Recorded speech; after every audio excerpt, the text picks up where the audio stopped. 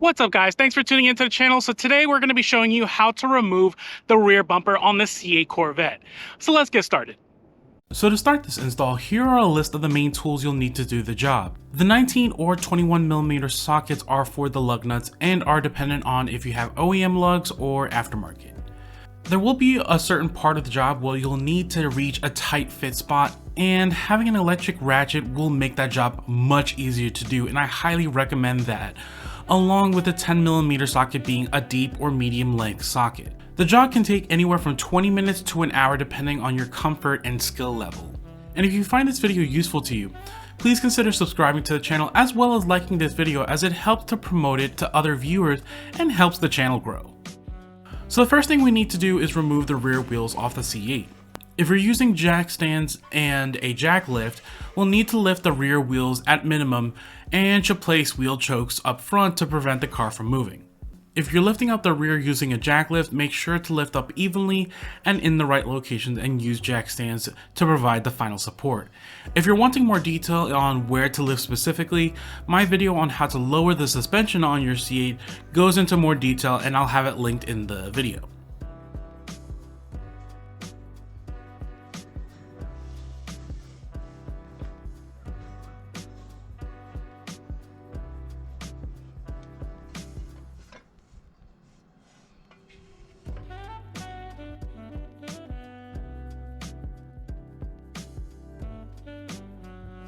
With the rear securely lifted, you can remove the rear wheels.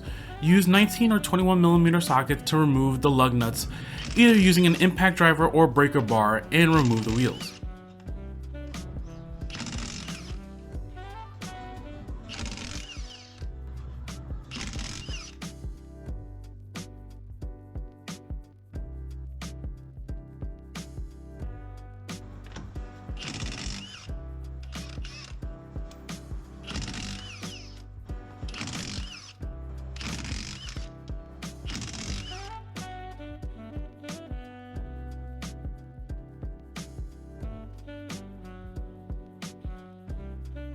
At this point, we're ready to remove everything that attaches to the rear bumper.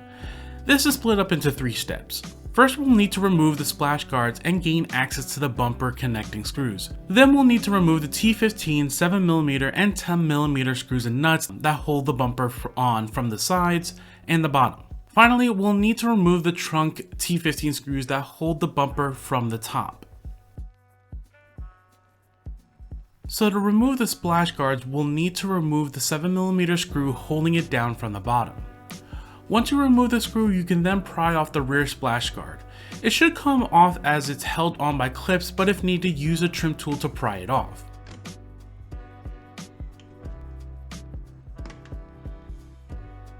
Next, you'll remove the 2 other 7mm screws that are attached to the bottom of the bumper and the wheel well liner.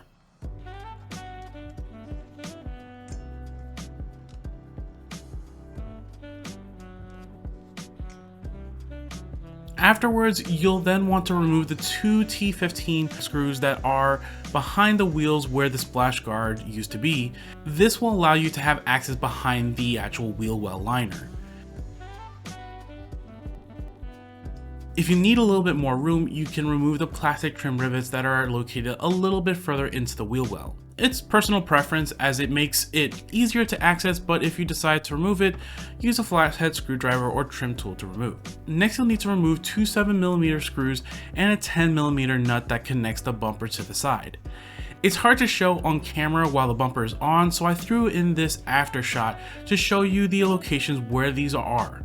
It's important to note that 10mm nut is extremely difficult to get to with a basic wrench and loosen because of where it is and not a lot of room to work with when the bumper's on. This is where having an electric wrench will be very useful to use in this case, and this tight space is caused by the condenser that's located on the passenger side. You'll also need to make sure that you use a 10mm deep socket or medium deep socket at minimum, as the screw is rather long that the 10mm nut is attached to. You actually don't have this on the driver's side, so it's easier to work the driver's side first if this is your first time looking at these bolts, and then work the other side. Once you're past that point, remove the two T15 screws located under the exhaust section of the bumper.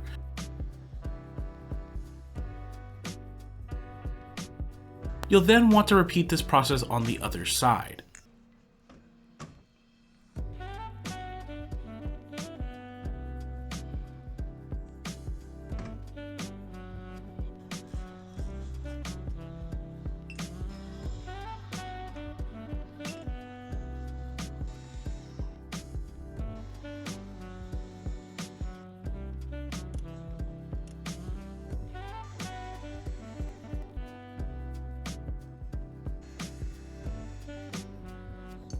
Once you have finished this part, you can remove the T15 screws on the top section of the rear bumper.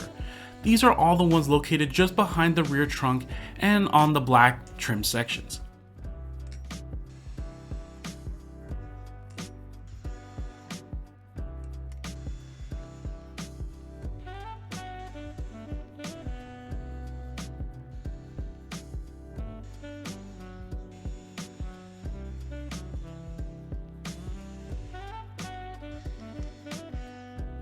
There are two last T15 screws that are located in the corners of the bumpers that must be removed as well.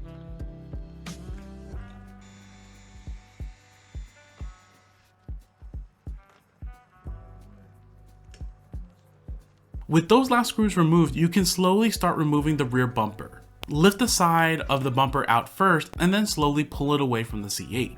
You'll want to have something in place to hold the bumper in place, as you'll need to go and remove connectors that operate the lights on the rear bumper.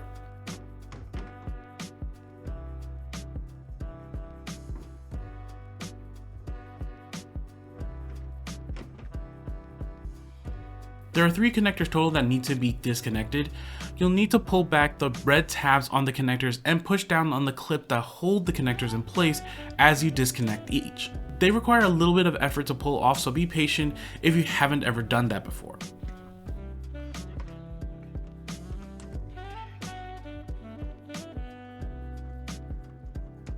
And with that, you can pull the bumper off and place it aside to do any kind of project related work on your C8.